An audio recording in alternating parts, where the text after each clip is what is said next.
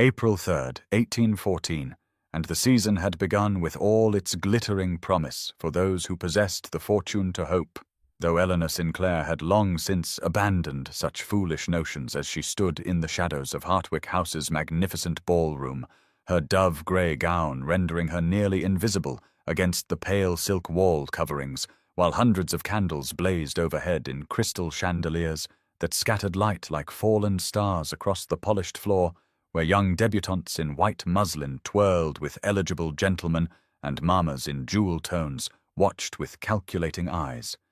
And she felt the familiar ache of standing outside a world she had once briefly inhabited before Edward Sinclair's death had revealed the mountain of debts he had concealed behind charming smiles and tender words, leaving her at 26 with nothing but her wits and the pearl earrings her mother had pressed into her palm on her wedding day, the only valuable possession she had managed to keep when creditors had stripped everything else away like vultures picking clean the bones of her former life. Lady Harriet Pembroke shifted beside her on the gilt chair positioned against the wall where companions and chaperones gathered like grey ghosts at the feast. The elderly widow's kind face creased with the discomfort of rheumatism that plagued her in the cool spring evenings, and Eleanor adjusted the shawl around her employer's thin shoulders with practiced care while keeping her expression carefully neutral, even as something deep within her chest tightened at the sight of so much joy she was forbidden to claim. She had learned to make herself useful and unobtrusive, to anticipate needs before they were spoken, to smile at appropriate moments and remain silent at others, and she had nearly perfected the art of wanting nothing when a sudden hush rippled through the ballroom like wind across wheat, and she looked up to see what had captured society's fickle attention. He stood in the doorway like a dark spectre at a wedding, tall and broad-shouldered, in immaculate evening clothes that seemed to absorb the candlelight rather than reflect it, his face carved from shadows and secrets, and even from across the vast room Eleanor could feel the dangerous energy that emanated from him like heat from a forge. The whispers reached her moments later, carried on perfumed breath and fluttering fans, as Mrs. Frances Langley leaned toward her companion with barely concealed delight at having such delicious intelligence to share. "The Duke of Thornbury," they murmured. "Alexander Ravenscroft himself, the man who had ruined 3 gentlemen in duels and destroyed countless others through means far less honorable, the man whom society both courted and feared in equal measure, the man incapable of love, who viewed people as possessions to be acquired or obstacles to be eliminated." Eleanor watched him scan the room with eyes that held no warmth, no interest, no humanity that she could discern from this distance, and she told herself firmly that men like him existed in a different world entirely from women like her, that she should look away and tend to Lady Harriet and forget she had ever noticed him at all, even as something inexplicable kept her gaze fixed upon his dark form and her heart beating with an anticipation she refused to name. The hour crept forward, and Eleanor remained at her post beside Lady Harriet, fetching cups of ratafia and adjusting shawls and pretending that her gaze did not drift repeatedly toward the terrace doors where the Duke of Thornbury stood in splendid isolation, his dark figure a stark contrast against the golden light spilling from within, and she chastised herself silently for such foolishness, because what possible interest could a man of his station and reputation hold for a woman in her position? Yet still her eyes betrayed her, drawn to him like moths to dangerous flame, even as the whispers around her painted portraits of a man she should fear rather than find fascinating. Mrs. Frances Langley had positioned herself near the refreshment table, her voice carrying just enough to reach Eleanor's ears as she regaled her companions with tales of the Duke's many transgressions, the duel with Lord Pemberton that had left that gentleman fleeing to the continent in disgrace, the financial ruin of Sir Harold Whitmore, who had dared to cross him in a matter of business, the broken engagement that had scandalized society just 3 seasons past, when Lady Georgiana Crawford had thrown him over for reasons that remained shrouded in delicious mystery. As if summoned by the mere mention of her name, the lady herself swept into the ballroom in a gown of emerald silk that caught the candlelight like liquid envy, her golden curls arranged in elaborate perfection, her beauty so pronounced that conversations faltered and gentlemen straightened their cravats. And Eleanor watched as Georgiana's cool blue eyes found Alexander across the crowded room and dismissed him with a cutting little smile before she turned her radiant attention to the cluster of admirers already forming around her magnificent person. The orchestra struck up a waltz, and Eleanor observed Alexander's face for any sign of pain at seeing his former betrothed, any flicker of the heartbreak that must surely linger after such a public rejection. But his expression remained as impenetrable as granite, his dark eyes scanning the swirling dancers with what appeared to be nothing more than ontad indifference, and she found herself wondering what manner of wound could transform a man into something so cold and distant that even the sight of lost love provoked no visible response. She had moved closer to the column near the refreshments to better attend Lady Harriet's request for a small plate of delicacies when it happened, when his restless gaze completed its circuit of the room and landed upon her with an impact she felt in her very bones. And for one endless moment that stretched between heartbeats, the Duke of Thornbury looked directly at Eleanor Sinclair, as though seeing through the dove-grey invisibility she had so carefully cultivated, as though recognizing something in her that she herself had forgotten existed. And she could not breathe, could not move, could not look away from those fathomless dark eyes that held her pinned like a butterfly beneath glass. Until finally, mercifully, someone passed between them and broke the spell, leaving Eleanor trembling and confused, and telling herself firmly that it had meant nothing at all, that men like him did not truly see women like her, that the connection she had imagined was merely a trick of candlelight and her own starved heart inventing significance where none existed. And now's the time to stop and subscribe to our channel. If you enjoyed this video, don't forget to like it and drop a comment telling us where you're watching from. It's always amazing to see how far these tales travel across the world. Now let's continue. The hour had grown late enough that the initial frenzy of arrivals had settled into the comfortable rhythms of established entertainment, and Eleanor had nearly convinced herself that the moment of eye contact with the Duke had been nothing more than coincidence, a random convergence of glances in a crowded room that her foolish heart had invested with meaning it did not possess, when she became aware of a presence at her elbow, and looked up to find a gentleman she did not recognize standing before her with an expectant smile upon his handsome face. He was tall and fair, where the Duke was dark, his blue coat adorned with gold buttons that caught the candlelight as he executed a bow of surprising elegance for a man addressing a mere companion, and when he spoke his voice carried the warm confidence of one accustomed to being welcomed wherever he chose to bestow his attention. Lord Thomas Ashford, he introduced himself, and he had observed her from across the room and found himself quite unable to resist requesting the honor of the next dance, if she would be so gracious as to accept, and Eleanor felt her cheeks flush with confusion because gentlemen did not ask companions to dance. Gentlemen looked through companions as though they were furniture, and yet here stood this golden Viscount with his hand extended and his smile unwavering, while Lady Harriet nodded her permission with an expression of bemused encouragement. The whispers began before Eleanor even reached the dance floor, the other companions and chaperones exchanging shocked glances behind their fans as the widow Sinclair took her place among the dancers as though she belonged there, as though she had any right to stand beside debutantes in their white muslin and diamonds when she wore dove-grey and her mother's pearls. And Eleanor felt their judgment like heat upon her skin even as the music began, and her feet remembered steps she had not danced since before. Edward's death had stripped away every pleasure she had once known. She moved through the figures with a grace she had forgotten she possessed, her body recalling the lessons of her youth when she had been Miss Eleanor Fairfax with prospects and possibilities stretching before her like sunlit paths, and Lord Thomas guided her with gentle competence, while speaking of inconsequential things that required little response, allowing her to lose herself in the simple joy of movement and music. She did not see Alexander Ravenscroft watching from his position by the terrace doors, did not notice how his dark eyes followed her every turn with an intensity that had nothing of boredom in it now, did not observe the way his gloved hand tightened around his glass until the crystal threatened to crack beneath the pressure of his grip.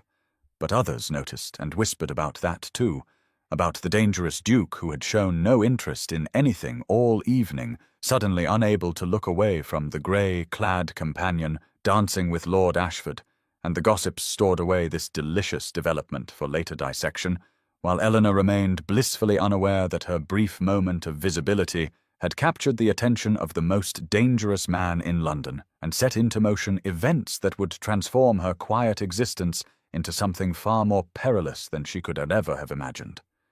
The dance ended too soon, and yet not soon enough, leaving Eleanor breathless and flushed as Lord Thomas guided her back toward the edge of the ballroom with a solicitous hand beneath her elbow, his golden head bent toward hers as he spoke words of admiration that she could scarcely process through the rushing of blood in her ears, for she had not expected this attention, had not prepared herself for the curious stares and whispered speculations that followed their progress across the polished floor, like ripples spreading outward from a stone, cast into still water. Lord Thomas was saying something about her grace, about how he had watched her earlier in the evening, and found himself quite captivated, and Eleanor murmured appropriate responses, while her mind struggled to reconcile the impossibility of a viscount showing genuine interest in a penniless widow who earned her bread as a companion to elderly ladies. He offered to fetch her champagne, and she accepted more to gain a moment alone than from any real thirst, watching his blue-coated figure disappear into the crowd while she pressed her gloved hands to her burning cheeks and tried to compose herself into something resembling her usual calm dignity.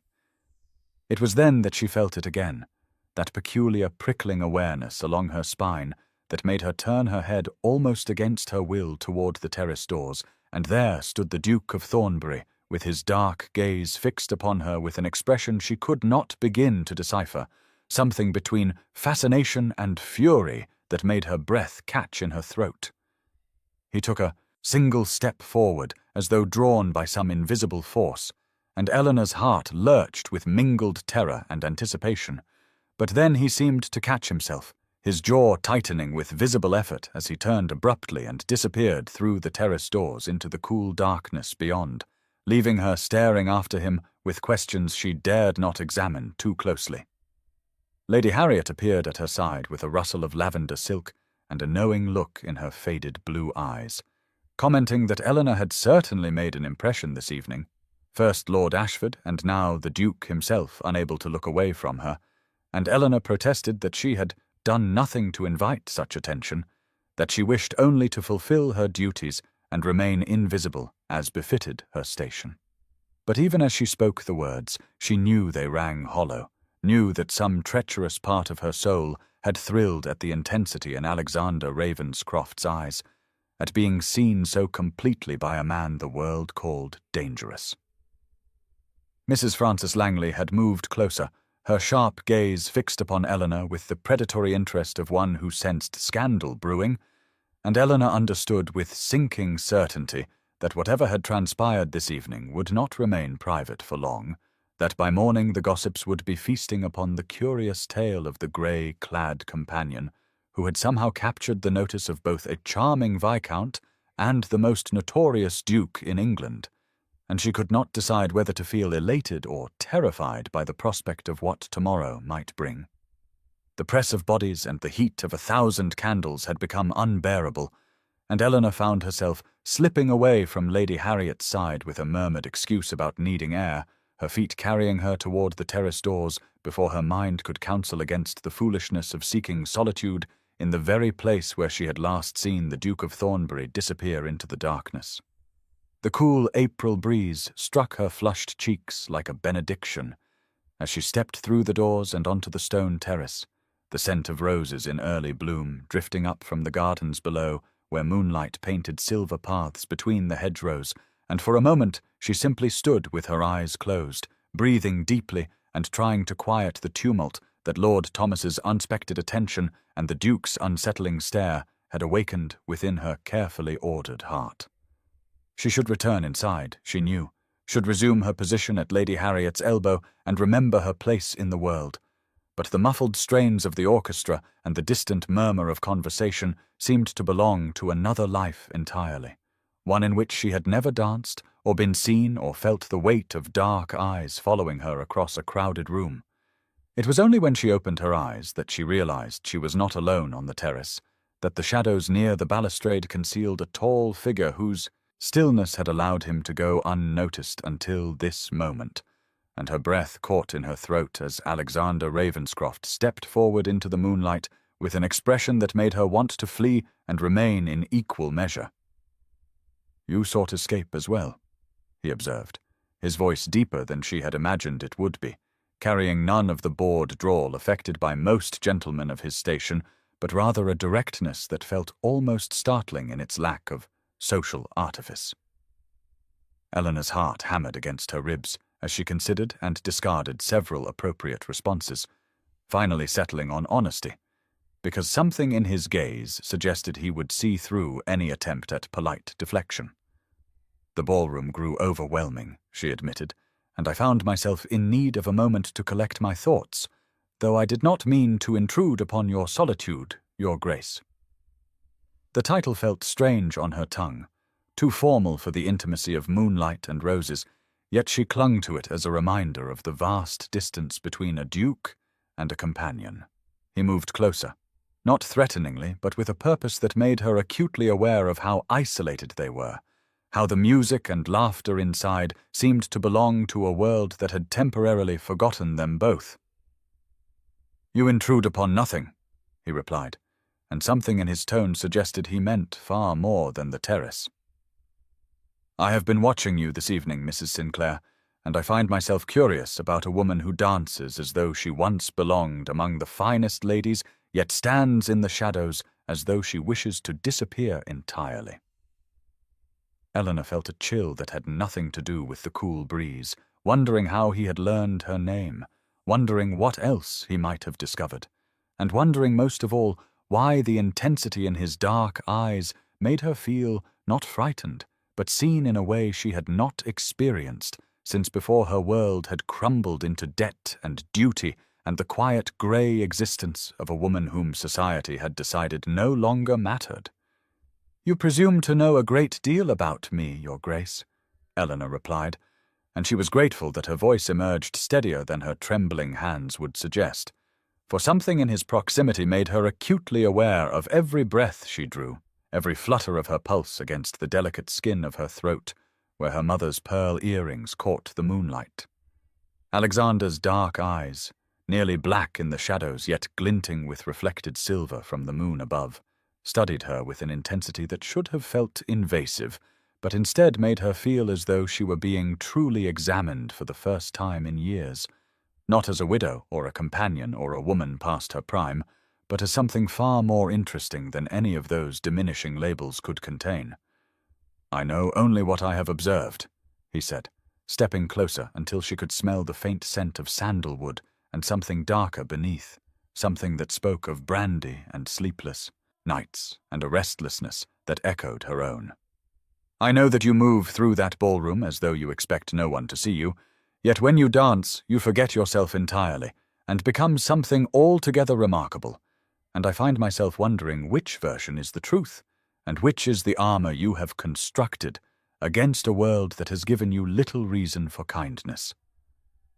Eleanor's breath caught at his perception, at the way he had stripped away her careful pretenses with a few words spoken in that low, compelling voice that seemed designed to bypass all her defenses and speak directly to the lonely corners of her heart. "I am Mrs. Sinclair," she said, forcing herself to meet his gaze despite the way it made her feel exposed and vulnerable in the silvered darkness. "I am companion to Lady Harriet Pembroke, nothing more than a servant dressed well enough not to embarrass my employer in polite company, and if you are seeking some mystery to solve, Your Grace, I fear you will find me disappointingly ordinary upon closer examination." She expected him to step back then, expected the invisible wall of social hierarchy to descend between them, as it always did when people learned of her reduced circumstances. But Alexander merely tilted his head slightly, a gesture almost wolfish in its predatory curiosity, and something shifted in his expression that she could not name. "You speak of yourself as though you were nothing," he said quietly. "Yet I have watched you all evening, and I have seen more life and intelligence in your eyes than in any diamond of the first water preening before their mirrors in that ballroom. And I do not care whether you are a companion or a countess, because neither title tells me anything worth knowing about who you truly are beneath the grey silk and the careful composure." Before Eleanor could form a response to words that struck her heart like stones cast into still water, a voice called her name from the terrace doorway, and she turned to see Lord Thomas Ashford, silhouetted against the golden light spilling from within, his handsome face creased with concern as he spotted her standing in the moonlit shadows with the most dangerous man in England, and when she glanced back at Alexander, she saw his jaw tighten with something that looked remarkably like fury, barely leashed beneath the mask of aristocratic indifference. "Miss Sinclair," Lord Thomas said, stepping fully onto the terrace with a smile that seemed too bright against the moonlit shadows, "I have been searching for you everywhere, for they are announcing supper, and I had hoped you might allow me the honor of escorting you," and his words hung in the cool air between the three of them like a challenge issued without his even knowing he had thrown down a gauntlet before the most dangerous man in London. Eleanor felt the tension radiating from Alexander like heat from a banked fire, felt the way his stillness had transformed from contemplative solitude into something far more predatory,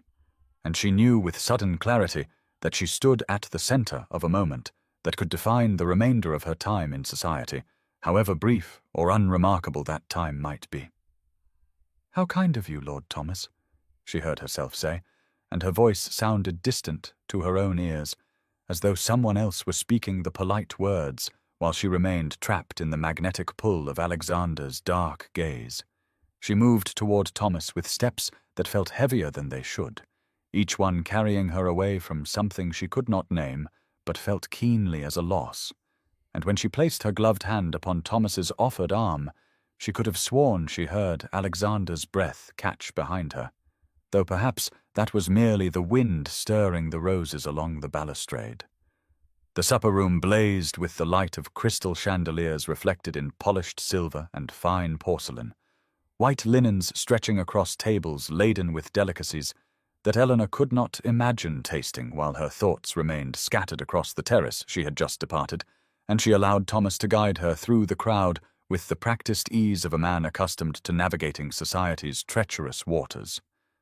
Lady Harriet caught her eye from across the room, and Eleanor saw the worry creasing her employer's kind face, saw the way the older woman's gaze flickered from Eleanor to somewhere behind her, and then back again, with an expression that spoke of alarm barely concealed beneath social composure. Eleanor did not need to turn to know that Alexander had followed them inside, did not need to look to feel the weight of his attention pressing against her back like a physical touch. And when Thomas seated her at a table blessedly distant from wherever the Duke had positioned himself, she found that distance provided no relief from the awareness that hummed beneath her skin. The whispers began almost immediately, carried on currents of curiosity and scandal from one silk-clad shoulder to another, and Eleanor heard fragments that made her cheeks burn with something between embarrassment and a strange, inappropriate pride. The Duke was speaking with her, one voice murmured, with the companion of all people, and can you imagine what Lady Harriet must be thinking? And I heard he refused to let Lord Thomas interrupt them. And did you see his face when she walked away? And Eleanor wished desperately that she could disappear into the white linen tablecloth, rather than endure another moment of being seen in a way she had spent years learning to avoid. Thomas was speaking to her, something about the excellence of the ham and the quality of the champagne,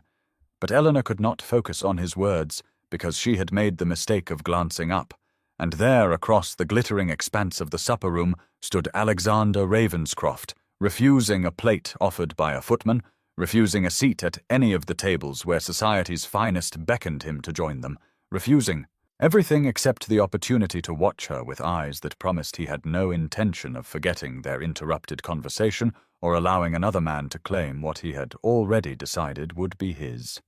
The grey light of morning filtered through the modest curtains of Eleanor's small chamber on the third floor of Lady Harriet's townhouse,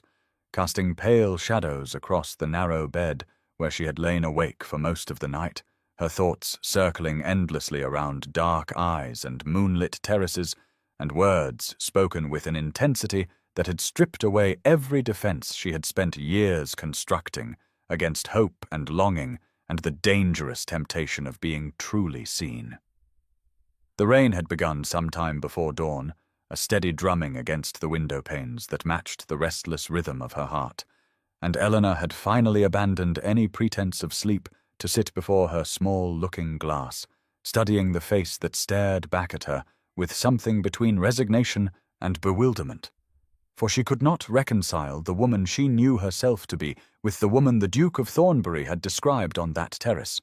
the woman he had called remarkable and worthy of notice and interesting beyond any title or station.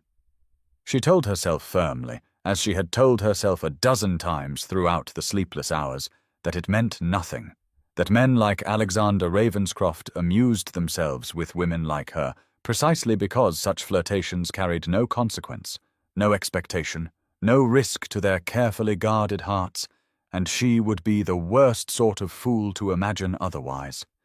Her grey gown hung pressed and ready for whatever engagements Lady Harriet might require of her, a silent reminder of her place in the world, and Eleanor found strange comfort in its familiar fabric, its modest cut, its declaration that she expected nothing and therefore could not be disappointed. A knock at her door preceded the entrance of a housemaid carrying a bouquet of pink roses so perfect they seemed almost artificial in their beauty, their sweet fragrance filling the small room as the girl announced with barely concealed excitement that Lord Thomas Ashford had sent them with his card and his compliments and his hopes that Mrs. Sinclair had enjoyed their dance the previous evening. Eleanor read the card twice, noting the elegant handwriting and the proper sentiments expressed within, and she felt something like relief wash through her because here was something she understood, something that followed the rules of the world she inhabited, a kind gentleman offering respectable attention to a widow who should be grateful for any notice at all. When she descended to join Lady Harriet for their morning chocolate, she found her employer already examining the roses with an expression that mingled pleasure with concern, and the older woman's first words were a gentle warning that Eleanor must be careful, that Lord Thomas was charming, but his family would never approve a match with a penniless companion, and that, as for the other gentleman whose attention had been so marked the previous evening, Lady Harriet paused significantly before continuing that the Duke of Thornbury was not a man any sensible woman should encourage, for the whispers about his possessive nature and his ruined rivals were not merely gossip, but documented fact, and Eleanor deserved a quiet life of contentment rather than the dangerous obsession such a man might offer. The afternoon sun broke through the morning's clouds as Lady Harriet's burgundy carriage rolled along the fashionable paths of Hyde Park, joining the procession of society's finest, who gathered each day at this hour to see and be seen in the gentle spring air that carried the scent of new blossoms and the promise of warmer days to come. Eleanor sat beside her employer with her hands folded carefully in her lap, her grey pelisse buttoned against the lingering chill, and she told herself firmly that she was not searching the riders and carriages around them for any particular figure, that her eyes scanned the crowds merely out of habit rather than desperate hope or fearful anticipation. Lady Harriet was discussing the upcoming musicale at Lady Crawford's home, noting with some concern that Georgiana Crawford had never been particularly kind to those she considered beneath her notice, and Eleanor murmured appropriate responses while her treacherous heart continued its survey of every gentleman on horseback who passed within her view. She saw him before she was prepared, the black stallion unmistakable among the chestnuts and bays favoured by other riders,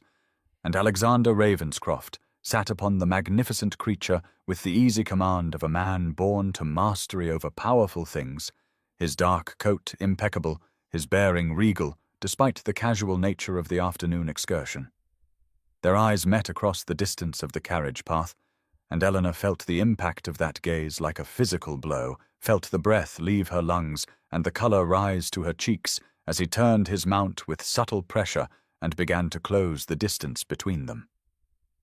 Lady Harriet fell silent beside her, and Eleanor could sense her employer's sudden tension, could feel the warning in the older woman's stillness as the Duke of Thornbury brought his horse alongside their carriage with a grace that transformed the simple action into something almost predatory.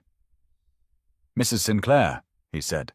and his voice carried that same intensity she remembered from the terrace, that focus that made her feel as though no one else existed in the entire park. "And Lady Harriet, I trust you are enjoying this fine afternoon." Lady Harriet responded with careful politeness, her words correct but cool, and Eleanor found herself unable to look away from Alexander's face,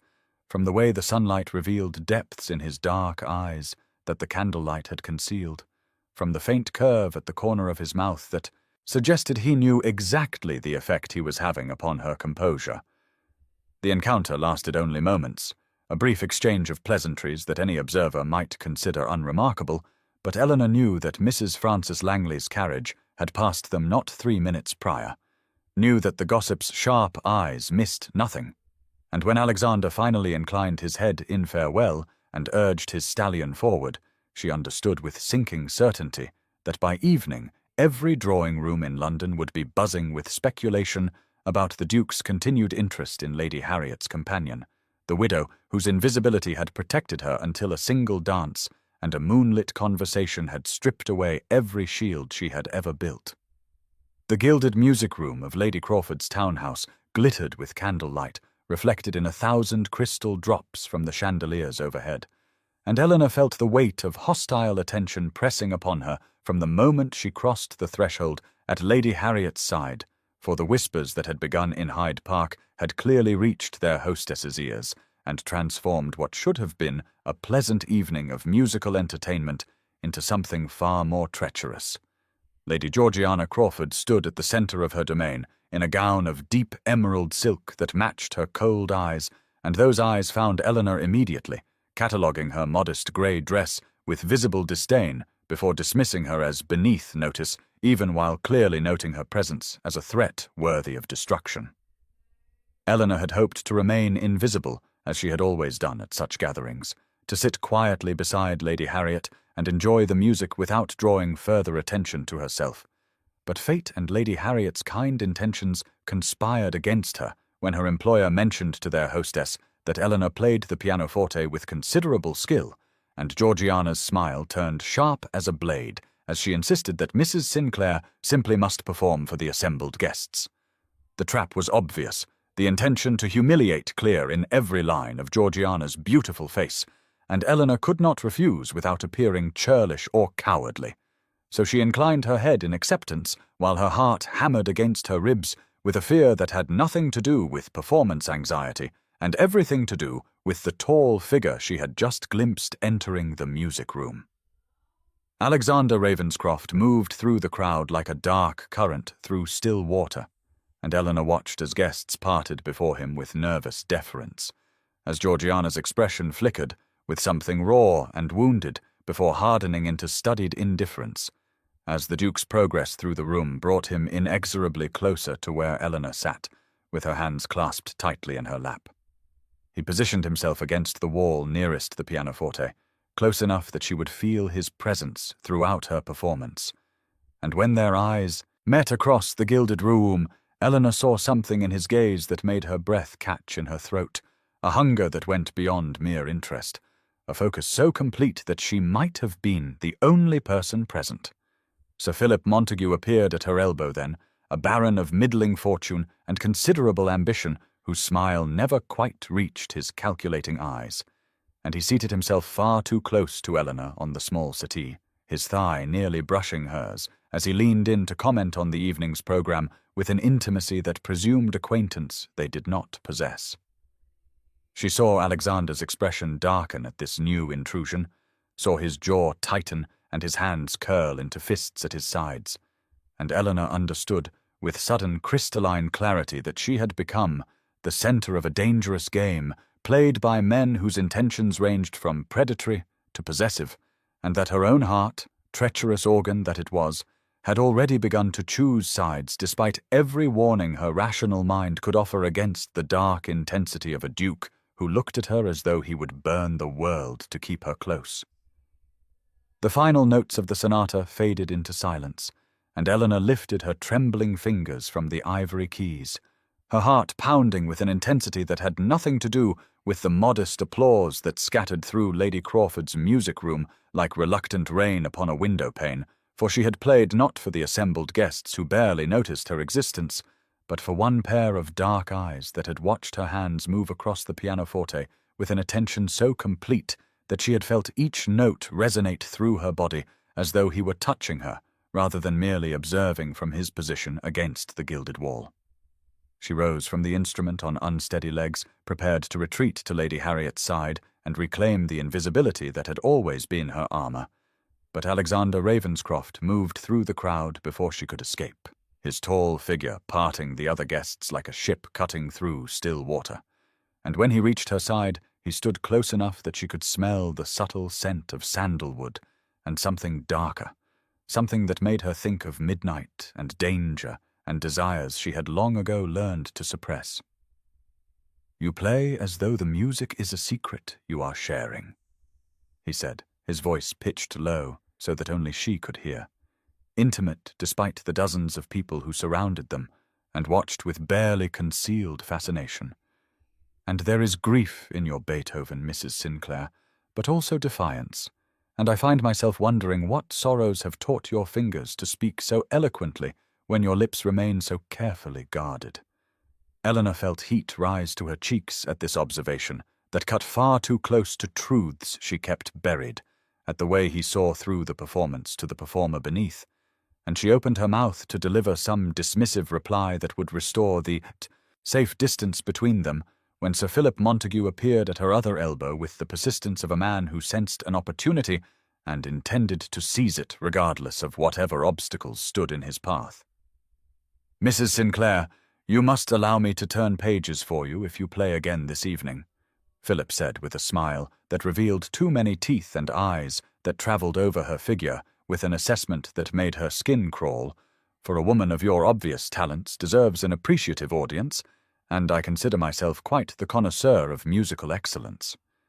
The change in Alexander was subtle, but unmistakable to Eleanor, who had become attuned to his moods despite knowing him for mere days, a stillness that descended over his features like frost forming on glass, a hardening of his jaw, and a coldness that entered his dark eyes as they fixed upon Philip with an intensity that spoke of violence barely leashed by the thin constraints of civilized society. "I believe Mrs. Sinclair has exerted herself sufficiently for one evening," Alexander said, and though his tone remained perfectly polite, Eleanor heard the warning beneath the words, felt the claim implicit in his positioning of his body between her and Philip, and she watched Georgiana Crawford's beautiful face contort with fury from across the room as she witnessed her former betrothed defend a mere companion with the same possessive energy he had never shown for her. The morning of April 7th dawned bright with spring sunshine that streamed through the windows of Lady Harriet's drawing-room, casting warm, golden light across the yellow silk walls and illuminating the delicate porcelain of the tea service that sat upon the mahogany table between the two women who occupied the cheerful space, Eleanor with her needlework lying forgotten in her lap, and Lady Harriet with her correspondence spread before her, both engaged in the quiet domestic rituals that had defined Eleanor's existence for the past 2 years, until a knock at the door shattered the comfortable silence, and the butler announced a visitor whose name made Eleanor's heart stutter and Lady Harriet's teacup freeze halfway to her lips. The Duke of Thornbury strode into the drawing-room, wearing riding clothes that suggested an impulsive visit rather than a planned social call, his dark hair slightly wind-swept, and his presence filling the modest space with an intensity that seemed to dim the very sunlight, and Eleanor felt the blood rush to her cheeks as she rose to curtsy alongside her employer, while her mind raced to understand what possible reason could have brought him here, to this house, at this hour, when no connection existed between Lady Harriet and the Duke that would justify such a breach of protocol. Lady Harriet recovered her composure with the practiced grace of a woman who had navigated society for 6 decades, offering the Duke tea and a seat with all the proper courtesies, while her eyes darted to Eleanor with an expression of barely concealed alarm, for she understood what this visit signified, even if Eleanor still struggled to accept the evidence of her own senses. Alexander accepted the tea but ignored the refreshments, his dark gaze finding Eleanor's face with the same unwavering focus she had felt at the musicale, at the park, at the ball where everything had begun. And when he spoke it was ostensibly to Lady Harriet about the weather and the season's entertainments, yet his attention never wavered from Eleanor, his questions somehow always circling back to her opinions, her observations, her quiet comments that he seized upon with an intellectual hunger that matched her own. She found herself drawn into debate about a volume of poetry she had mentioned reading, her earlier reserve melting as she discovered that his mind was as sharp as his reputation suggested, that beneath the cold exterior lay a man who had read widely and thought deeply, and who listened to her arguments with genuine interest rather than the condescending tolerance she had learned to expect from gentlemen of his station. Lady Harriet watched this exchange with growing concern written plainly across her kind features, her teacup growing cold in her hands as she witnessed the connection sparking between her companion and the most dangerous man in London. And when the Duke finally rose to take his leave after an hour that had passed like minutes, he bowed over Eleanor's hand with a pressure that lingered far longer than propriety allowed, and Lady Harriet saw in her companion's flushed cheeks and bright eyes the beginning of something that would either save Eleanor from her lonely existence or destroy her entirely. The afternoon sun of April 8th cast long golden shadows across the gravel paths of Hyde Park as Eleanor walked beside Lord Thomas Ashford during the fashionable promenade hour, her gloved hand resting lightly upon his offered arm, while all around them the cream of London society paraded in their finest carriages and walking attire,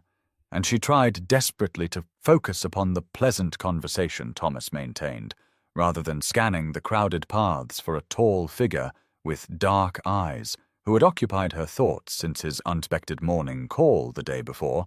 for Thomas represented everything sensible and safe that a woman in her position should desire, a respectable viscount with a comfortable fortune and genuine kindness in his manner, a man who looked at her with warmth rather than the consuming intensity that made her feel as though she were standing too close to a flame.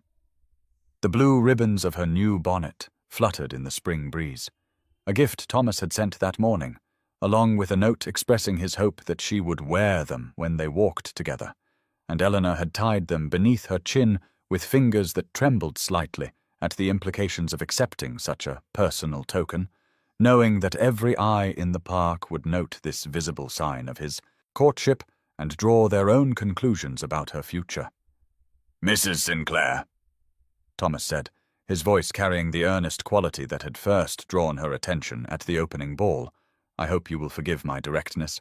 but I find that I cannot continue in this state of uncertainty, for you must know that my feelings for you have grown beyond mere admiration, and I wish to ask your permission to court you formally, to make my intentions known to society and to Lady Harriet, so that there can be no doubt about the honourable nature of my regard." Eleanor felt her breath catch in her throat at this declaration she had both anticipated and dreaded, for Thomas offered her everything practical that she had learned to value during the years of her widowhood, security and respectability and freedom from the precarious existence of a paid companion. Yet even as she opened her mouth to accept his suit with the gratitude a woman of her circumstances ought to feel, the sound of carriage wheels upon gravel drew her attention to the path beside them, and she turned to see Alexander Ravenscroft's black carriage with its distinctive crest passing slowly enough that she could clearly observe the Duke seated within, his dark gaze fixed upon the tableau she and Thomas presented, with an expression that made her blood run cold even as it set her pulse racing with something far more dangerous than fear. The carriage passed without stopping, without any acknowledgement beyond that single searing look, yet Eleanor felt as though Alexander had spoken directly into her ear, had laid claim to her before the entire assembled company, and when she turned back to Thomas with her answer trembling upon her lips, she found that the words of acceptance had died unspoken, replaced by a hesitation she could not fully explain, and a request for more time to consider that made Thomas's hopeful expression falter even as he graciously agreed to wait for her decision. The evening of April 9th brought Eleanor to Lord Benjamin Harcourt's townhouse for a card party she had desperately wished to avoid. Yet Lady Harriet had accepted the invitation before the events of the previous afternoon, and now Eleanor found herself seated in a corner of the elegant drawing-room, while the gentlemen retreated to the card-room beyond, the air thick with cigar smoke that drifted through the connecting doors, and the sounds of masculine laughter and clinking glasses that spoke of a world from which women were excluded, yet upon which their fates so often depended. She had seen Alexander arrive an hour earlier, his dark figure commanding attention even as he moved through the crowded rooms with the predatory grace she had come to recognize, and she had watched him disappear into the card-room with Lord Harcourt at his side, the two men clearly intimate friends despite the contrast between Benjamin's open, genial countenance and Alexander's brooding intensity. In the card-room itself, illuminated by the golden glow of branched candelabras and hazy with smoke from expensive cigars, Alexander stood at a table where Thomas Ashford held court among a group of young gentlemen, his blue coat with its gold buttons catching the light as he laughed at some jest, entirely unaware of the danger that approached until the Duke's shadow fell across the green baize. Benjamin Harcourt watched his oldest friend move through the room with growing unease, for he had known Alexander since their days at Eton, had witnessed the transformation wrought by Georgiana's betrayal, and had hoped that time might soften the hard edges that now defined the Duke's character. Yet the look in Alexander's eyes as he approached the Viscount spoke not of healing, but of something far more troubling. "Lord Ashford," Alexander said, his voice carrying just far enough to reach Thomas's ears without alerting the broader company. "I understand you have been paying particular attention to a certain lady of my acquaintance, and I feel compelled to advise you that such attentions would be most unwisely continued." Thomas looked up with the confident smile of a man who had never truly faced consequence, his handsome features arranged in an expression of polite bemusement, as he replied that he could not imagine what the Duke meant, for Mrs. Sinclair was a free woman, and he a gentleman with honourable intentions. Alexander leaned closer, his next words pitched for Thomas alone, and though Benjamin could not hear what was said, he saw Thomas's confident smile falter for just a moment before reasserting itself with forced bravado, saw the younger man laugh and wave his hand dismissively as though the Duke of Thornbury were merely an amusing eccentric rather than a man who had destroyed 3 gentlemen's reputations without breaking a sweat. In the drawing-room, Eleanor felt a sudden chill despite the warmth of the fire, a premonition of something terrible taking shape in the smoky room beyond, and when Alexander emerged some time later and his dark gaze found hers across the crowded space, she saw in his expression a promise that made her blood run cold, even as her treacherous heart beat faster at the intensity of his regard. The morning of April the 12th dawned grey and unforgiving, rain streaking the windows of Lady Harriet's townhouse like tears upon glass as Eleanor sat in the breakfast-room with her needlework lying untouched in her lap, her thoughts still churning from the strange atmosphere of the card party 3 nights prior, and the way Alexander had looked at her when he emerged from that smoky room, as though he had set something irrevocable in motion and wanted her to know it without understanding what it meant. And she was still lost in these troubled reflections when Lady Harriet entered with the morning scandal sheets clutched in her trembling hands,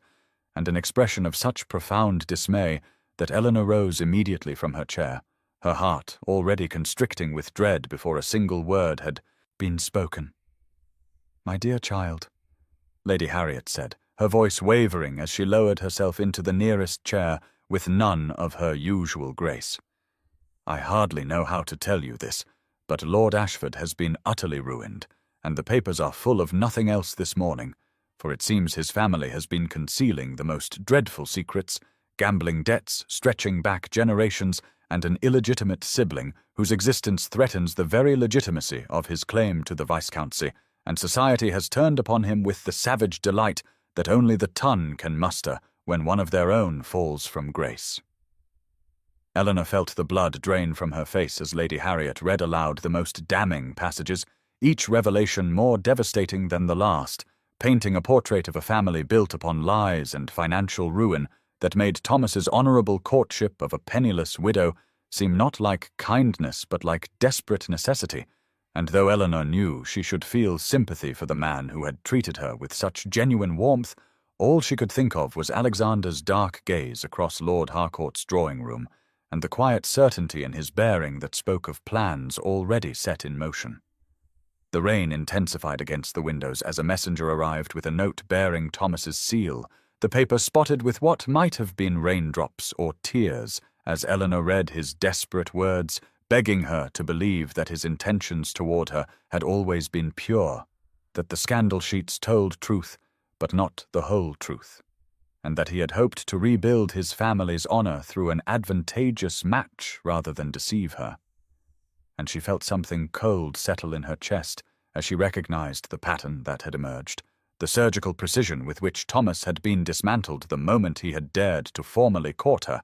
and she knew with terrible certainty that Alexander Ravenscroft had kept whatever dark promise he had whispered in that card-room, had demonstrated exactly what he was capable of when another man presumed to claim what he considered his own. She looked up from Thomas's letter to meet Lady Harriet's worried gaze, and in that moment Eleanor understood that she stood at the edge of something far more dangerous than a simple courtship, that the Duke of Thornbury played by rules that society could neither comprehend nor contain, and that she would need to confront him directly if she wished to understand what manner of monster had fixed his obsessive attention upon her unremarkable person. The afternoon had barely reached 3 o'clock when Eleanor heard the front door open and the unmistakable sound of heavy boots upon the marble foyer, and she knew before the butler could announce him that Alexander Ravenscroft had come, as though summoned by the fury that had been building in her chest since reading Thomas's desperate letter, and she rose from her chair in the drawing-room with its yellow silk walls that now seemed to mock her with their cheerful brightness, her hands clenched at her sides as he appeared in the doorway, filling it with his dark presence, his expression unreadable, yet his eyes burning with an intensity that made her breath catch despite her rage. Lady Harriet had departed for afternoon calls not 20 minutes prior, leaving Eleanor alone in a way that would have been scandalous under any circumstances, but now felt dangerous, charged with an electricity that crackled between them as Alexander stepped into the room without waiting for invitation, closing the door behind him with a soft click that seemed to echo through the suddenly airless space. "You destroyed him?" Eleanor said, her voice steadier than she had expected, her chin lifted in defiance even as her heart hammered against her ribs. "You uncovered every secret his family possessed and fed them to the scandal sheets like meat to hungry dogs. And for what? Because he dared to court a woman you spoke to twice on a terrace." Alexander moved closer, his tall frame towering over her as he had that first night at Hartwick House. But now there was no moonlight to soften his features, only the grey afternoon light that revealed every hard angle of his face as he replied without a trace of remorse that Thomas Ashford had been warned, and had chosen to ignore that warning, that the consequences were entirely of his own making. Eleanor felt her fury rise like a tide, her voice climbing as she demanded to know what gave him the right to ruin a man's life,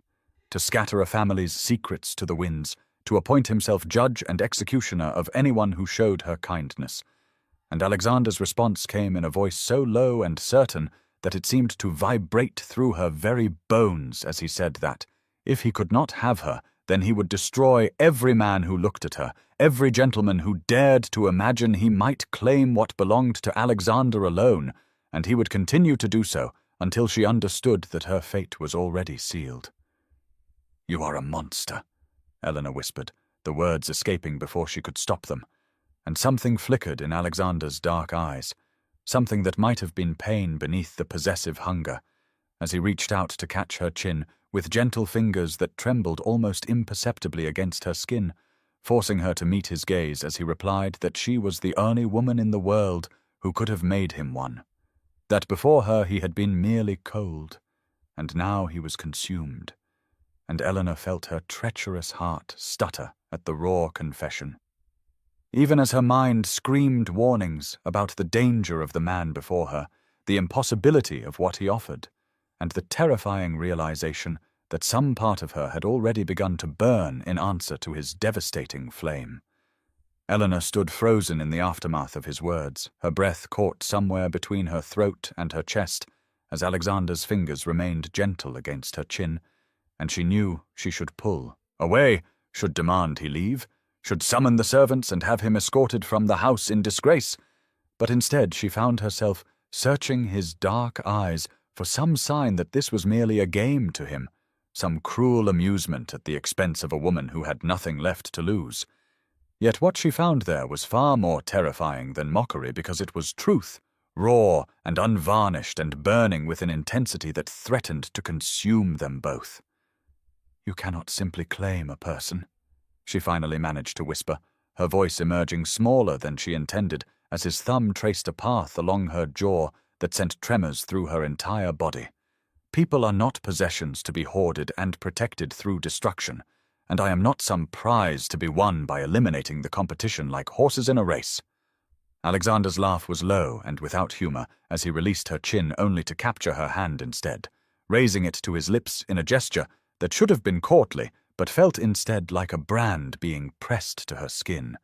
And his response came measured and certain as he told her that she misunderstood entirely, that he did not view her as a prize, but as the only person in his miserable existence who had looked at him without fear or calculation or greed, the only woman who had challenged him on that moonlit terrace instead of simpering or scheming, and that recognition had awakened something in him that he had believed long dead. The rain continued its relentless assault on the windows as Eleanor struggled to reconcile the monster she knew him to be with the wounded creature now standing before her, with her hand pressed to his lips, and she thought of Thomas's desperate letter crumpled on the side table, thought of the life that had been destroyed simply because a kind man had dared to show her attention, and she forced herself to speak the words that needed to be said even as some treacherous part of her heart cracked at their necessity.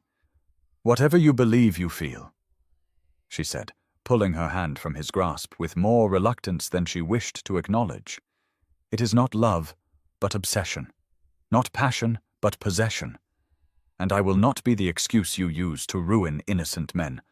I will not become complicit in your cruelty simply because my foolish heart races when you enter a room." Alexander's expression shifted then, something flickering across his features that might have been pain, or perhaps merely the recognition that she was not the easy conquest he had imagined, and he stepped back with a formality that seemed almost mocking after the intensity of moments before, his voice cooling to the distant tones of a duke addressing a servant as he informed her that she could reject him as many times as she wished, could build walls of righteous fury between them and pretend that what crackled in the air when they stood close meant nothing. But his promise remained unchanged, and his patience was infinite. And eventually she would understand that fighting the inevitable only prolonged the suffering of those foolish enough to stand between them. He was gone before she could form a response, the door closing behind him with terrible finality as Eleanor sank into the nearest chair and pressed her trembling hands to her face. The days that followed Alexander's departure from Lady Harriet's drawing room passed in a haze of sleepless nights and tortured contemplation, as Eleanor found herself replaying every word he had spoken, every touch of his fingers against her skin, every dark promise that had fallen from his lips like stones dropped into still water, sending ripples through the carefully constructed calm she had maintained since her husband's death left her with nothing but debts and the necessity of earning her keep through service to others. Lady Harriet had returned from her calls to find Eleanor pale and shaken, and though the elderly widow had pressed gently for explanation, Eleanor had offered only vague assurances that the afternoon's solitude had left her melancholy, unwilling to confess that the Duke of Thornbury had stood in this very room and declared his intention to destroy any man who dared look upon her with desire, unwilling to admit that some treacherous part of her soul had thrilled at the possession in his voice, even as her conscience recoiled from the cruelty of his methods. April 14th dawned grey and cheerless, the sky hanging low over London like a shroud, as Eleanor accompanied Lady Harriet to a morning gathering at Mrs. Langley's residence, and she felt the weight of curious stares pressing upon her from the moment they entered the crowded parlour, whispers following in their wake like shadows that refused to be shaken. The scandal surrounding Thomas Ashford had not diminished, but rather grown in the telling, with each repetition adding new embellishments to the tale of hidden debts and family secrets exposed, and Eleanor understood with sickening clarity that her name had become entangled in the gossip, that society had begun to connect her brief courtship with the Viscount to his subsequent ruination. That speculation now swirled about what role the Duke of Thornbury might have played in orchestrating the destruction of a man who had dared to show attention to a mere companion. Mrs. Langley herself approached with barely concealed eagerness, her eyes bright with the particular hunger of one who trades in information and finds herself suddenly possessed of the most valuable currency the ton could offer, and her questions came wrapped in false sympathy as she inquired after Eleanor's health, after her spirits following dear Lord Ashford's troubles, after whether she had received any interesting callers in recent days. Eleanor answered with the composure that years of service had taught her, revealing nothing while saying enough to satisfy the most basic requirements of politeness.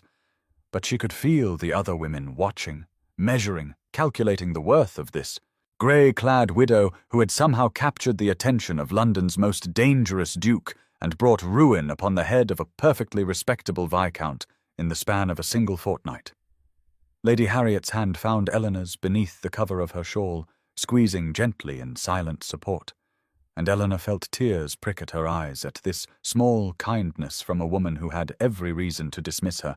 to distance herself from the scandal that now clung to Eleanor's name like perfume that could not be washed away, yet who instead drew closer, offering the protection of her presence and her reputation as a shield against the vultures who circled with increasing boldness. The morning stretched interminably, each minute weighted with unspoken accusations and speculative glances, until finally Lady Harriet declared her rheumatism troublesome and requested their carriage be brought round, and Eleanor had never been more grateful for the convenient fiction of an elderly woman's aching joints as they made their escape from the suffocating atmosphere of curiosity and judgment that Mrs. Langley's parlour had become. The carriage ride back to Lady Harriet's townhouse passed in silence, the wheels rattling over cobblestones while Eleanor stared unseeing through rain-streaked windows at a London that had become suddenly hostile, a city of whispers and pointed glances where she had once moved invisible and therefore safe. And she understood now with terrible clarity that Alexander's attention had stripped away the protection of her insignificance and left her exposed to the full scrutiny of a society that delighted in nothing so much as the destruction of those who dared to rise above their station. Lady Harriet spoke first as they entered the sanctuary of her drawing-room, her voice gentle but firm as she guided Eleanor to the settee by the fire and took her hands in her own weathered grip, and her words came with the weight of experience as she told Eleanor that she had lived long enough to recognize obsession when she saw it, that the Duke of Thornbury watched Eleanor with the intensity of a man who had found something precious after years of believing himself incapable of valuing anything at all, and that such intensity could be either salvation or destruction, depending on how it was handled. Eleanor felt the tears she had suppressed all morning finally break free as she confessed everything to her employer, the terrace conversation that had sparked something dangerous between them, the morning call where Alexander had barely bothered to conceal his interest, the afternoon confrontation where he had spoken words that still burned in her memory like brands pressed to tender flesh, and most damning of all, the traitorous response of her own heart that quickened at his approach, even as her mind screamed warnings about the wreckage he left in his wake. Lady Harriet listened without interruption, her expression growing more troubled with each revelation, until finally she rose and moved to the window, her silhouette framed against the grey afternoon light, as she spoke of her own youth, of a time when she too had been caught between the safety of the expected path and the terrifying allure of a man who offered something far more dangerous than security. And her voice cracked slightly as she admitted that she had chosen safety, had married her comfortable Lord Pembroke, and lived a life of pleasant predictability, and that she had never quite forgiven herself for the cowardice that had let passion slip through her fingers in favor of propriety. The confession startled Eleanor from her own spiraling thoughts, and she looked at her employer with new eyes as Lady Harriet continued, saying that she was not advising Eleanor to surrender to the Duke's possessive pursuit, that his methods were cruel and his obsession frightening in its intensity, but that she was also not certain that the answer lay in running from the only man who had ever looked at Eleanor and seen not a widow past her prime or a companion to be overlooked, but a woman worthy of destruction and devotion in equal measure. The rain continued to fall as the two women sat together in the gathering darkness, neither speaking of the future that loomed uncertain before them, and somewhere across London, Alexander Ravenscroft stood at the window of his study, thinking of grey eyes and trembling hands, and the woman who had called him a monster without flinching from his gaze. The following evening brought yet another obligation that Eleanor could not escape, for Lady Harriet had accepted an invitation to the Countess of Westbrook's soirée weeks before the season began, and to withdraw now would only fuel the flames of speculation that already threatened to consume Eleanor's fragile position in society, and so she found herself once again donning her grey gown and her mother's pearl earrings, armour against a world that had suddenly noticed her existence and found in that noticing endless opportunity for judgment and cruel amusement. The Westbrook residence blazed with candlelight as their carriage joined the queue of vehicles depositing London's elite at the grand entrance, and Eleanor felt her stomach clench with dread as she contemplated the evening ahead, knowing that Alexander would likely be present, knowing that Sir Philip Montague had sent her a note expressing his intention to seek her company, knowing that Georgiana Crawford would be watching for any opportunity to strike at the woman who had somehow captured the attention her former betrothed had never deigned to bestow upon her, even during their engagement. Lady Harriet squeezed her hand as they ascended the marble steps, murmuring that Eleanor need only say the word, and they would plead illness and retreat. But Eleanor squared her shoulders and lifted her chin, refusing to give the gossips the satisfaction of seeing her cower, refusing to let Alexander Ravenscroft's dark obsession or society's whispered condemnation drive her from the field like a defeated soldier fleeing before superior forces. The ballroom swallowed them into its glittering maw, and Eleanor felt the weight of countless gazes pressing upon her as she guided Lady Harriet toward a cluster of chairs along the wall where the elderly widow might rest her troublesome joints while maintaining a clear view of the proceedings, and she had barely settled her employer before she sensed him, before the air itself seemed to change and thicken with his presence somewhere behind her, watching as he always watched now, with that intensity that made her feel simultaneously hunted and treasured. She did not turn, did not give him the satisfaction of acknowledgement, but her traitorous heart began its familiar racing as she heard his footsteps approaching, measured and deliberate.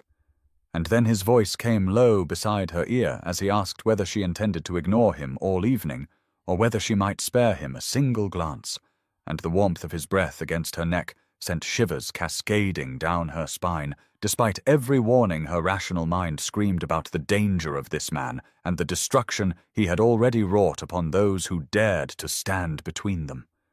Eleanor finally turned to face him, and the sight of Alexander in his perfectly tailored black evening clothes, his dark hair swept back from that aristocratic face that society's mothers warned their daughters about in hushed tones, nearly stole the breath from her lungs as she met his gaze,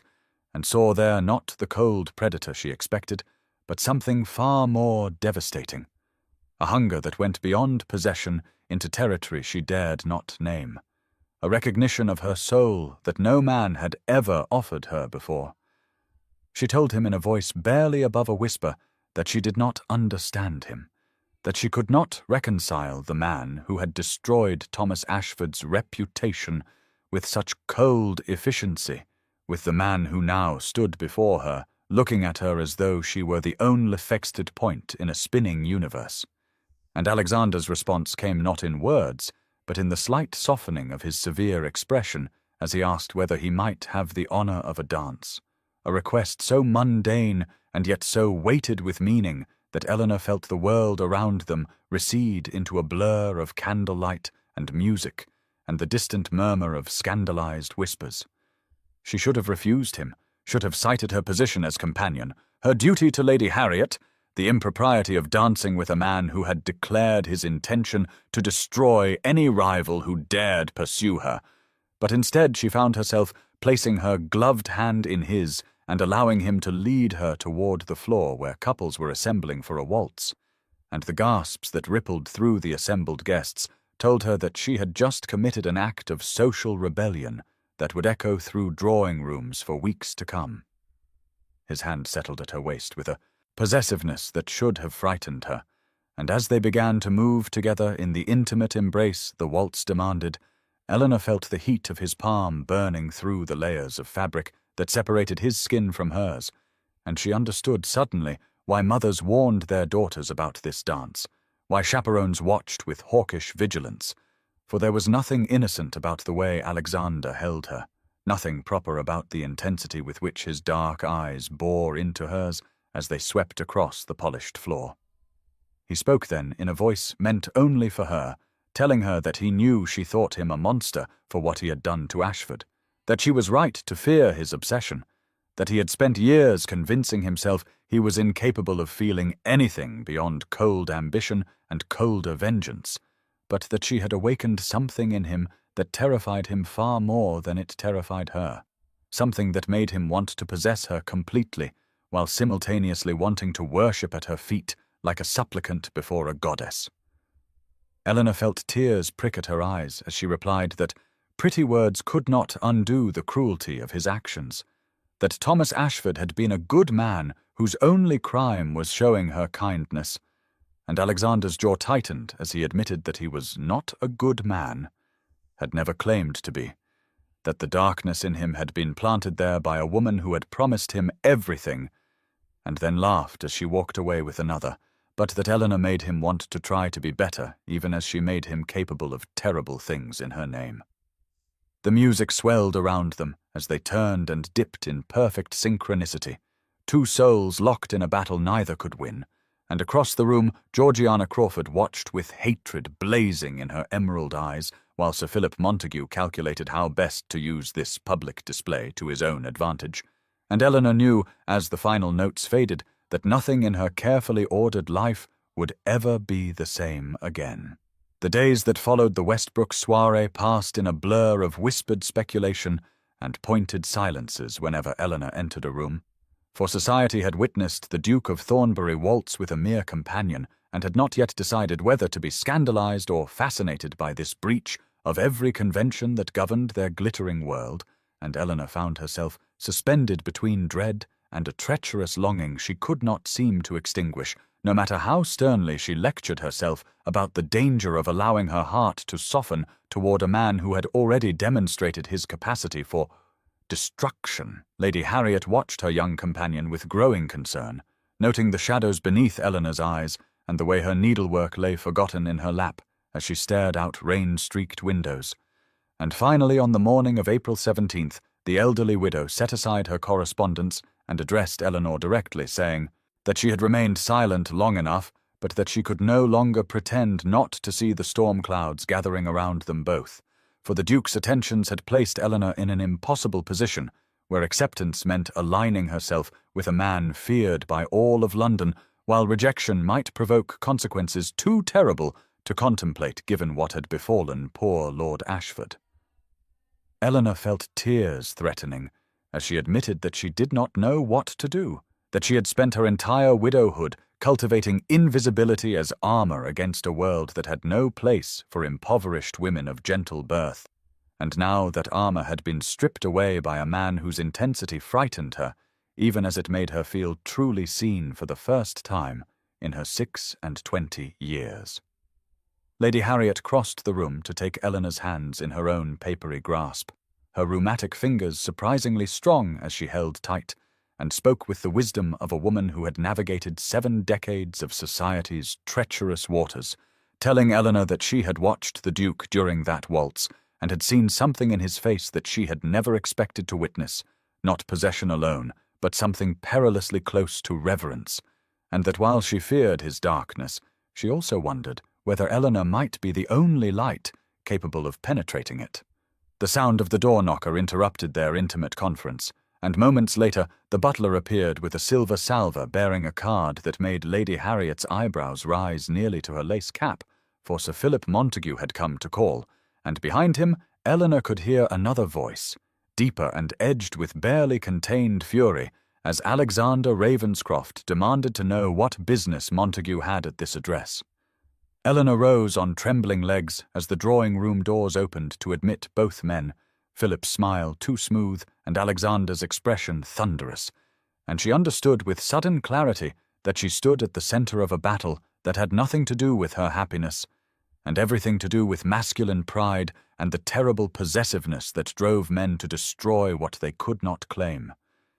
Yet even as fear gripped her heart, she felt something else stirring beneath it, a fierce determination to be more than a prize fought over by wolves, to claim agency over her own fate regardless of the cost.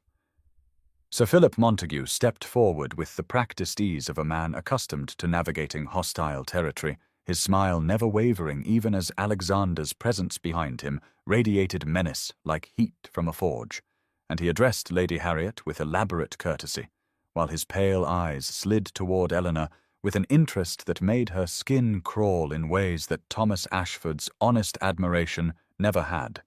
for there was something calculating in Philip's gaze, something that measured her worth not in terms of affection, but of advantage,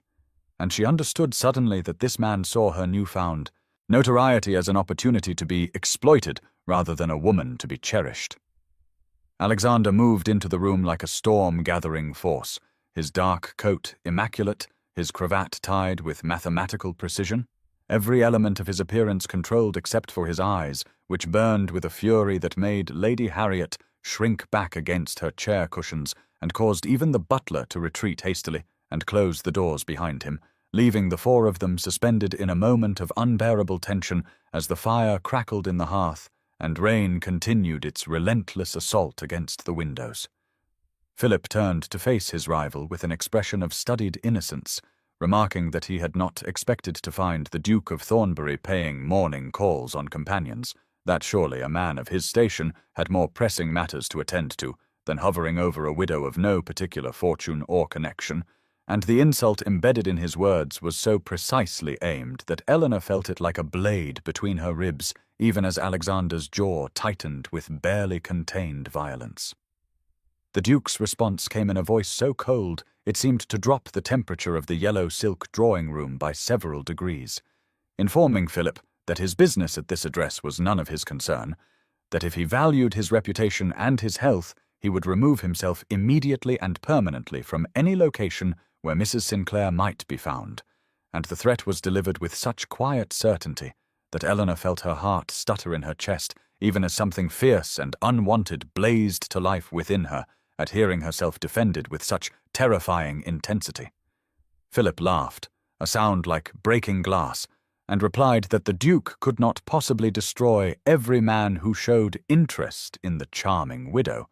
that surely even his reach had limits, that perhaps Mrs. Sinclair herself should be permitted to choose her own company rather than having suitors eliminated by a jealous madman who had already demonstrated his willingness to ruin innocent men, and Eleanor watched Alexander's hands curl into fists at his sides as the air between the two men crackled with impending violence.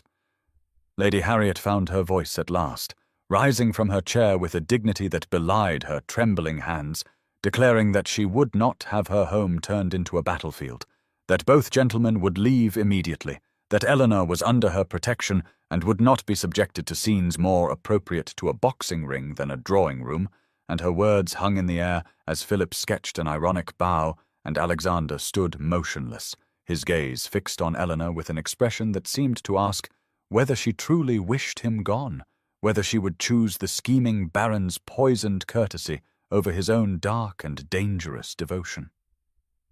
Eleanor found herself unable to speak as the two men stood frozen in Lady Harriet's drawing-room, the tension between them thick enough to choke upon, and she watched Philip's smooth smile falter for just a moment as he seemed to register for the first time that the Duke's threats were not the empty posturing of a jealous fool, but the genuine promise of a man who had already demonstrated his willingness to destroy anyone who stood between himself and the object of his obsession. And in that moment of hesitation, Eleanor saw something shift in the Baron's pale eyes, a calculation taking place as he weighed the potential rewards of pursuing her against the very real danger of earning Alexander Ravenscroft's enmity. Lady Harriet's command hung in the air between them all, her aged voice still trembling, but her spine straight with the dignity of a woman who had survived decades of society's cruelties and would not see her home turned into a stage for masculine violence.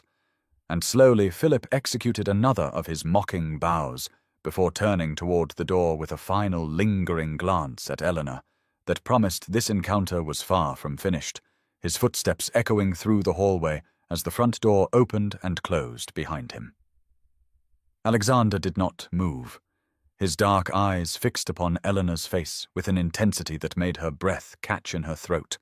and she could see the war being waged behind his carefully controlled expression, the struggle between his desire to stay and press his suit and the knowledge that Lady Harriet had ordered him to leave, that Eleanor herself had called him a monster mere days ago and had every reason to wish him gone from her presence forever. The silence stretched between them like a living thing, broken only by the crackling of the fire and the continued assault of rain against the windows, until finally Alexander spoke in a voice so low that Eleanor had to strain to hear him, saying that he would go because Lady Harriet had asked it of him, because he would not repay her kindness to Eleanor by forcing his presence where it was unwanted, but that Eleanor should know he had meant every word he had spoken about protecting her from men like Montague, men who saw her vulnerability and sought to exploit it for their own gain. Eleanor felt something crack within her chest at his words, at the way his voice softened when he spoke of protection rather than possession, and she found herself taking a step toward him before she could stop herself, her hand reaching out as if to touch his sleeve before she caught herself and let it fall back to her side, and she saw his eyes track that aborted movement with an expression that looked almost like hope before he mastered himself and turned toward the door. He paused at the threshold, his broad shoulders filling the doorway, and without turning back he spoke once more, telling Eleanor that he knew she believed him incapable of anything but destruction, that his reputation gave her every reason to fear him, but that she should ask herself why Philip Montague had chosen this particular moment to press his suit, why the Baron had appeared at her door mere days after Thomas Ashford's ruin, and whether she truly believed it coincidence that another predator had emerged the moment the first had been driven away. The door closed behind him with a soft click that seemed to echo through the suddenly empty drawing-room, and Eleanor stood motionless as Lady Harriet sank back into her chair with a heavy sigh, the elderly woman's face pale with the strain of the confrontation, while outside the rain continued to fall, and Eleanor felt the first stirring of doubt about which of her suitors truly posed the greater danger. The days that followed Alexander's departure from Lady Harriet's drawing-room passed in a blur of whispered speculation and pointed glances, for society had taken notice of the extraordinary triangle forming around the invisible companion, who had somehow captured the attention of both a dangerous duke and a scheming baron. And Eleanor found herself subjected to a scrutiny she had never before experienced in all her years of quiet service, her grey gowns and modest demeanour suddenly insufficient camouflage against the relentless curiosity of the ton who wondered what possible quality this unremarkable widow possessed that could drive men to such extremes of behaviour. Lady Harriet kept Eleanor close during this period of heightened attention, the elderly woman's rheumatism flaring with the stress of watching her companion become the subject of drawing-room speculation, and together they navigated a careful path through invitations that had once been extended out of obligation, but now carried an undercurrent of voyeuristic anticipation, hostesses eager to witness the next chapter in the drama unfolding around Mrs. Sinclair. Eleanor spent her sleepless nights replaying Alexander's parting words about Philip Montague, turning them over in her mind like stones worn smooth by a river's current,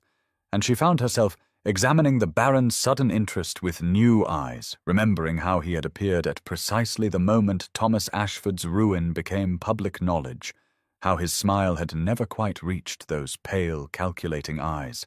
how his compliments had focused not on her character, but on her newfound notoriety as the woman the Duke of Thornbury had chosen to pursue. The realization crept upon her slowly, like dawn light filtering through heavy curtains, that perhaps Alexander's warning had contained more truth than possessive jealousy, that Philip's attentions might indeed be motivated by something far more sinister than simple attraction, and she recalled whispers she had overheard about the Baron's mounting debts, his reputation for pursuing heiresses who mysteriously broke their engagements after private conversations with his solicitors,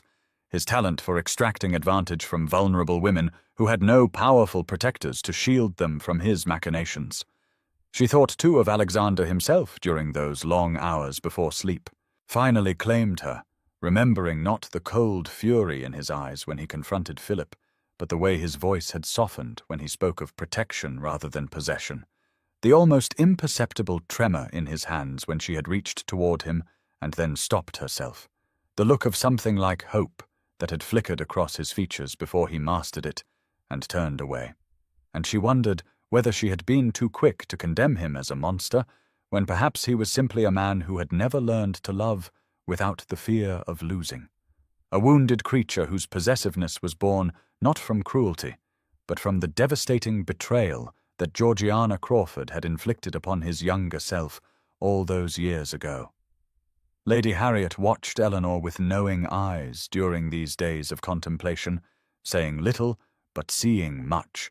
and when she finally spoke it was to observe that sometimes the most dangerous men were not those who openly declared their darkness, but those who hid their true natures behind charming smiles and practiced courtesies, and Eleanor understood that her employer was offering not condemnation of Alexander, but a warning about the Baron whose pale eyes still haunted her dreams. The evening of April 19th brought with it a chill that seemed to seep through the walls of Lady Harriet's townhouse, despite the fires burning steadily in every grate,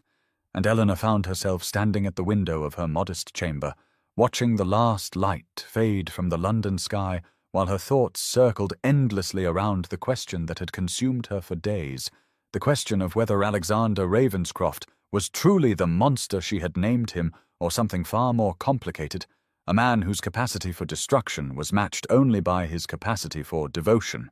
and she pressed her fingertips against the cold glass as if the sensation might anchor her to some certainty in a world that had become increasingly unmoored since that first night at Hartwick House, when a dangerous duke had looked across a crowded ballroom and somehow seen her when no one else ever had. A soft knock at her door interrupted her reverie, and she turned to find Lady Harriet standing in the doorway, with an expression that combined concern and determination in equal measure, the elderly woman's silver hair gleaming in the candlelight as she crossed the threshold and settled herself in the small chair beside Eleanor's writing desk, with the careful movements of one whose joints protested such exertion. Lady Harriet spoke then of her own youth, of a time before her marriage to the late Lord Pembroke, when she too had been caught between duty and desire, between the safe path that society prescribed and the dangerous one that her heart demanded, and Eleanor listened with growing wonder as her employer revealed that she had once loved a man much like Alexander Ravenscroft, a man whose intensity frightened the ton and whose reputation bore the stains of violence and obsession, a man she had ultimately rejected in favor of the respectable match her family had arranged. The regret in Lady Harriet's voice was unmistakable as she confessed that she had spent 50 years wondering what might have been, that Lord Pembroke had been kind and comfortable, but had never once looked at her the way she had seen Alexander look at Eleanor, as if she were the center of the entire universe and everything else merely orbited around her presence.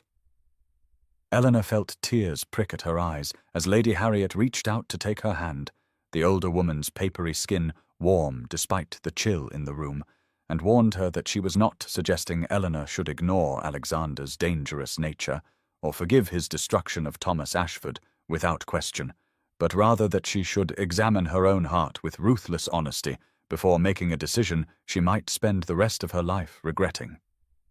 The words settled into Eleanor's chest like stones dropped into still water, sending ripples through every assumption she had made about her own future, about the limitations she had accepted as a widow of modest means, about the impossibility of a duke ever truly wanting someone like her for anything more than a passing fancy.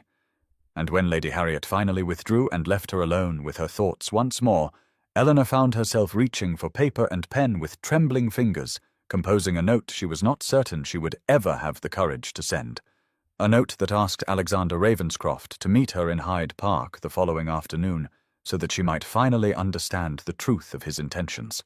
The morning of April 20th, 1814, dawned with a crystalline brightness that seemed almost cruel in its cheerfulness, the spring sunshine flooding through Eleanor's window as she dressed with trembling fingers in her familiar grey gown, the dove-coloured fabric now feeling less like armour against the world's indifference, and more like a shroud she had wrapped around herself to hide from the possibility of something more. And she tucked her mother's pearl earrings into her ears with the same careful reverence she had shown them every day since becoming a widow, drawing strength from their familiar weight as she contemplated the meeting she had arranged with a man who terrified and fascinated her in equal measure. Lady Harriet said nothing as Eleanor announced her intention to walk in Hyde Park that afternoon, though her knowing eyes conveyed volumes about her understanding of what this excursion truly meant, and she merely pressed Eleanor's hand with gentle pressure and reminded her that courage sometimes meant walking toward the very thing that frightened us most rather than fleeing into the comfortable safety of resignation. The carriage ride to the park passed in a blur of churning thoughts and rehearsed speeches, Eleanor's mind cycling through every possible outcome of this encounter, while her heart beat a rhythm against her ribs that seemed to echo Alexander's name with every pulse. And when she finally descended from the carriage, at the appointed hour, she found her legs unsteady beneath her as she made her way toward the secluded path near the Serpentine, where she had asked him to meet her away from society's prying eyes. He was already there when she arrived, standing motionless beneath the branches of an ancient oak tree whose new spring leaves cast dappled shadows across his dark coat, and the sight of him waiting for her with such obvious anticipation sent a wave of emotion through Eleanor, so powerful that she nearly turned and fled back to the safety of Lady Harriet's carriage and the quiet, predictable life she had accepted as her fate. But something held her feet to the path, some combination of Lady Harriet's words about regret and her own growing certainty that she could not spend the rest of her days wondering what might have been if only she had possessed the courage to discover whether Alexander Ravenscroft was truly capable of the love she had begun to suspect lurked beneath his dangerous exterior. He watched her approach without moving, those dark eyes that had haunted her dreams tracking her progress with an intensity that made her skin feel too tight for her body, and when she finally stopped before him close enough to see the rapid pulse beating at his throat, she realized with sudden clarity that he was just as frightened as she was, that beneath the reputation for coldness and the history of destruction lay a man who had been waiting his entire life for someone brave enough to see past the walls he had built around his wounded heart. Eleanor opened her mouth to speak the careful words she had prepared, the measured questions about his intentions and his capacity for change. But what emerged instead was something far simpler and more honest, as she heard herself asking whether he truly believed he could learn to love without destroying, whether the possessiveness that drove him to ruin other men could ever transform into something that protected rather than imprisoned. And Alexander's response was to reach out with a hand that trembled almost imperceptibly, and cup her face with a gentleness that seemed impossible from someone society called a monster.